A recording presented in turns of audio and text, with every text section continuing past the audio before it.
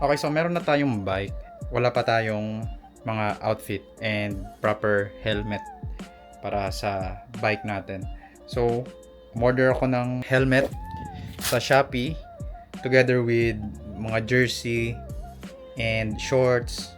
So, lahat ng kakailanganin natin sa pagbabike. Ang hindi ko lang binili for now is yung shades and then yung shoes, kasi bala ko gamitin is yung running shoes ko lang muna. So, dumating na silang lahat. Eto. And hopefully kasya sa akin, no? Kasi tansyahan ko lang lahat to binili sa Shopee. Ayun, tingnan natin. Unbox natin to isa-isa. Okay, so eto na silang lahat. Nilipat ko sila rito. And medyo madami-dami to. Kaya huwag na natin patagalin, no? I-open na natin itong mga package na to. And simulan natin dito. So, hindi ko sure kung ano yung mga laman nito kasi hindi ko na rin masyadong binabasa yung ano niya, mga label. Pero, tignan natin, no? Laki ng packaging niya. So, ito ay... Oh! Okay, alam ko na kung ano to. Ito yung in-order kong bottle holder. Ayan. So, ito siya. So, 3D printed daw to. And ito yung ilalagay mo dun sa bike mo para ilagay yung bottle holder mo. So, ito yung pinili ko kasi bala kong ilagay dito yung aqua flask ko. So, ganito kalaki yung aqua flask ko and ganito ko siya balak ilagay sa bike. Ganito siya. Ganito yung tsura niya. Ayan. So, itong mismong holder na to, i-mount natin to dun sa bike. So, siguro bukas, no? Bukas ko ite-testing to sa actual bike. But, so far, kasya naman. Kaya niyang i-hold yung, ilang liters ba to? Kaya niya i-hold tong malaking aqua flask. So, sige, tabi na natin yan. Alright, next package. So, ito naman. Open na natin.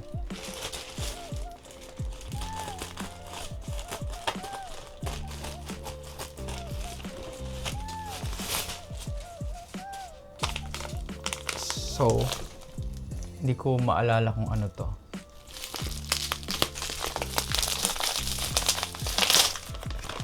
Telesin. Oh, alam ko na kung ano to. Ito yung chest mount para sa DJI. So, etong camera na to, itong camera na ginagamit ko pang record, ito yung chest mount niya para pwede ko siyang ilagay dito sa dibdib ko habang nagbabike. So, check natin.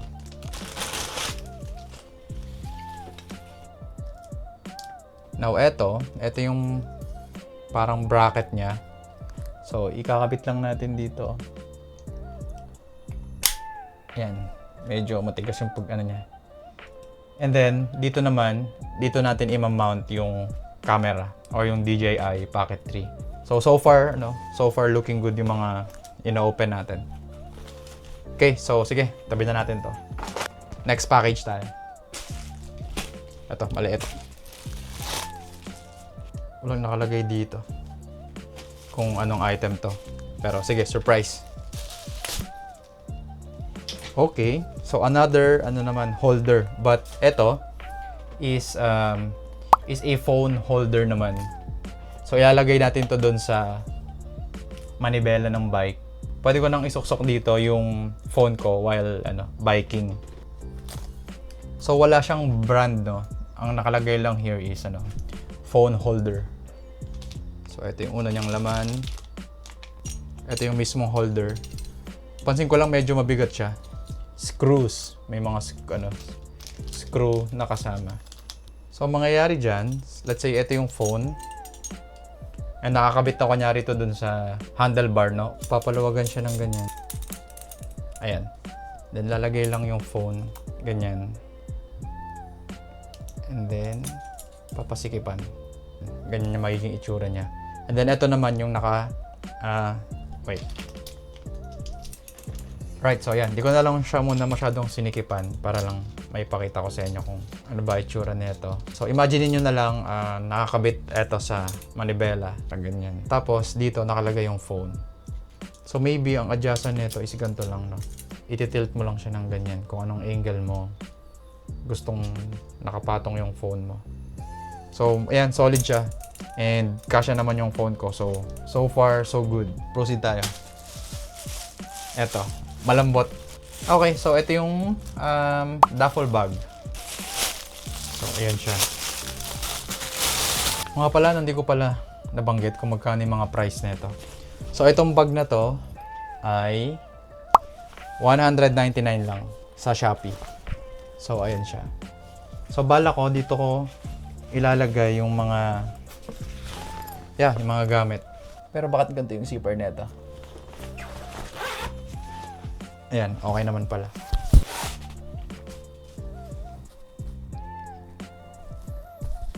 Maganda yung material niya. Mukha siyang matibay. Ayan. And ayan, ito yung ilalim na part. Tapos, ito yung mga texture niya, no? Meron siyang parang pattern dito. Tapos, makapal yung ano niya. Makapal yung mga tawag dyan. Ano ba tawag dito? Strap. Makapal yung mga strap niya. So, hopefully, hindi ito mapigtal. Kasi mura lang siya. So, ayun. Gagamitin ko to kapag magbabike na ako sa labas. Alright. Next item. So, malambot ulit. So, I suppose, isa to dun sa mga jersey. Okay, oo nga, jersey nga. So this is from Santic Men's. So white yung binili ko para hindi masyadong mainit. And alam naman natin kapag white, hindi siya masyado nag-absorb ng init. So this is teka, check natin yung price. So 1,439 to, but 1,125 lang kapag nilagyan mo na ng mga vouchers.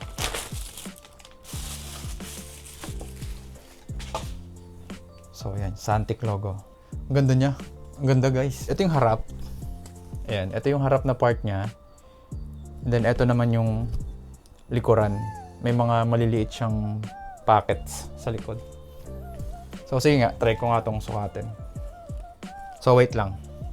Ang size pala nito ay, ano nga bang size nito? Saan ba natin makikita? So medium siya. Medium to. Sana magkasya sa akin. Ayan, eto siya. Hindi ko sure kung masikip ba sa akin or dahil lang sa meron akong t-shirt.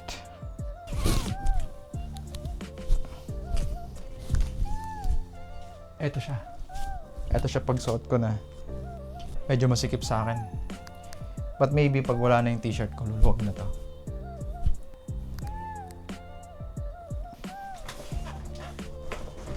Let me know kung bagay ba sa akin to. Kung okay ba siya, kung masyado ba siyang maliit. Pero medyo pricey to. Kasi lagpas 1K yung presyo niya.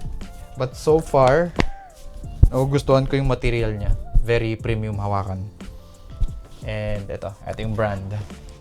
Santic. Proceed tayo sa next item. Ito naman. Feeling ko ito yung shorts.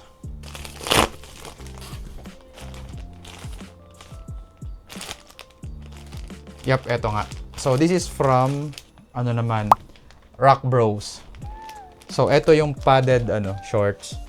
So this is 876 pesos. So 1,400 siya and then 800 na lang kapag may voucher. And then ito naman is yung leggings or yung leg ano ba tawag dito? Leg cover from Rock Bros. So this one is 700 but after mo lagyan ng voucher will only be 434 pesos. So tong dalawang to is 1,143. So medyo pricey pa din but check natin kung kasya ba sa akin to. Okay, so eto siya. Ayan. And eto naman yung padding sa loob. Now, ang sukat nito ay medium. Dalawang isip ako kung itatry ko, pero sige, try ko na din. Meron siyang logo ng Rock Bros dito. Okay, so ganito yung itsura niya. Ayan. ito itsura niya sa likod. Kaya let me know no, kung ano itsura niya. Kung okay lang ba or masagwa ba siya tignan. But so far, very elastic siya. Saktong-sakto sa legs ko. Yung padding medyo naninibago ako. Para kang naka-diaper.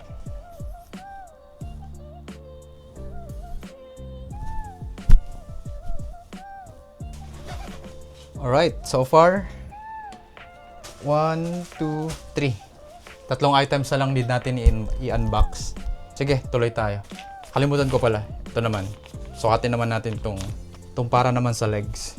So, ganun din. From Rock Bros siya. Ayan yung logo niya. Try natin, no? So, ang size nga pala nito ay small. Ayan. Small siya. Gagamitin ko to para makover yung legs natin. Hindi tayo masyadong maarawan. Hindi ko lang sure saan yung kaliwat kanan dito. Okay, so ganito itsura niya. Para ako naka-leggings. Parang naka-stockings.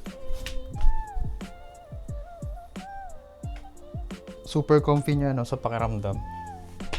And manipis siya. Hopefully ma-deflect nito yung init. Okay, so ganito itsura niya. Again, wag niyo ako i-judge. Beginner lang ako. Hindi ko pa alam yung ginagawa ko. Kaya, please be easy on me. I think, dalawa na lang itong natitira dito. Kaya, or tatlo na lang itong natitira. Kasama itong helmet. So, sige, tuloy tayo. So, next is ito. Another one from, Rock Bros. I think ito yung, ito yung bonnet. Or yung face mask. Mali. Ito pala yung gloves. So, ayan. Ito yung gloves. Parang sobrang liit itong nabili ko. Hindi ata kasya sa akin to. May Rock Bros siya na logo. And then, meron siyang parang mga pattern ulit. Para siyang Spider-Man na pattern. Mukhang maliit to sa akin. Oh, hindi pala. Sakto pala. Ayan, mas meron siyang mga ganito sa palad. So, ayan, sakto pala. Ang ganda ng material na ginamit nila dito. So, itong gloves na to is around 481 kapag regular price. But after voucher, mabibili mo to ng 255 only. And then, magiging siyang 285 kasama shipping. So, not bad, no? Not bad. Mukha na ba akong ganap na rider or biker? Okay, sige. Proceed tayo sa next package. So, palagay ko ito na yun. Ito na yung bonnet. So for sure, yung isa rito is yung face mask and then yung isa naman dito is yung arm protection. So open natin tong isa muna. Another one from din to, Rock Bros. So ito yung laman niya, actor's headgear. Yan yung nakalagay. So ito, Chinese characters. Oh no, sorry. Ice silk fabric daw siya. Hindi ko alam kung ano ibig sabihin nun. So, eto. Eto yung bonnet. Eto naman feeling ko, parang ang laki na ito para sa akin. So, ang isa palang nagustuhan ko dito is eto. Meron siyang, eto, nakikita niyo ba to? Eto. Meron siyang suksukan ng salamin. So, kagaya ko nakasalamin. So, pwede ko siya isuksok dyan. So, yan. So, eto yung bonnet or face mask natin. Umaya ko na isusukat. Next is, eto na yun yung yung para naman sa arms. Another one from Rock Bros. So, ayan siya. Para naman siya dito sa arm. So, ito naman, ito yung itsura niya. Black kasi. Sana makita siya sa camera. Pero, meron siya mga gantong pattern. Ayan o. Meron siyang mga ganyang patterns. And then, meron siyang logo sa may baba. Ayan. Hopefully, nakikita nyo. And yung material niya is same sa material na ginamit dito sa gloves. And same din sa ginamit dun sa shorts. Okay, sige, sukatin natin to. Ang size nito ay small. So, etong armband or arm sleeve is 241 pesos. And then, etong headgear or face mask or bonnet is around 170. So, not bad. Not bad yung presyo. Okay, so hindi ko na lang muna siya masyadong inayos. So, Yup, eto siya. Nawang napansin ko dito sa elbow part niya. Ayan, iba yung material na ginamit niya. Hindi ko na alam kung anong tawag sa fabric na to. Pero ayan siya, kapag pinaganyan ko yung elbow ko. And then, dito sa kabilang part naman, iba rin yung material na ginamit. So, same din dito sa kabila. Now, try naman natin tong headgear. Tanggalin ko lang yung salamin ko.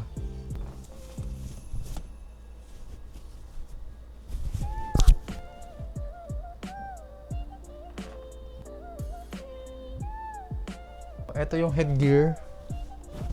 Ayan, balot na tayo. Ito yung pinaka nagustuhan kong feature niyan. Yung may suksukan ng salamin. Okay, so pabalot na tayo ng pabalot. So now we're down to our last piece, which is yung helmet. Tanggalin ko muna, hindi ako makahinga. Right, so dito naman tayo sa last and final item, which is yung helmet. So etong helmet na to is from Specialized. So nirecommend to sa akin ng friend ko na nagbabike talaga. So sabi niya sa akin, wag ko daw tipirin yung helmet. So in-order ko na to. Specialized Align 2. So yun yung model na tong helmet na to. So eto siya. Eto yung box niya. Meron siyang, kung tawagin nila ay MIPS. So sabi sa akin, ito daw yung mga helmet na hanapin natin. Yung mga may gantong technology. Itong MIPS na to. So nakalimutan ko lang kung anong ibig sabihin nito. Pero, yep. Yun daw yung maganda. And mapoprotect talaga niya yung ulo mo. So sige, open na natin. Wow, ang ganda. Eto siya. And ayan. Ito yung itsura niya sa loob. So meron siyang sticker ng MIPS or MIPS.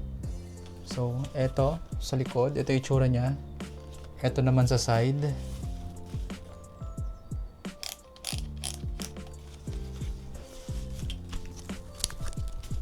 Medium. Tapos ano siya, round fit. So meron dito helmet, owner's manual, and isa pang owner's manual. So hindi ko na siguro muna bubuksan itong mga to. Yep, I think ito na lahat yun. Okay naman yung outfit na nabili ko. Buti na lang kumasya lahat. So I think ready na ako sa pagbabike.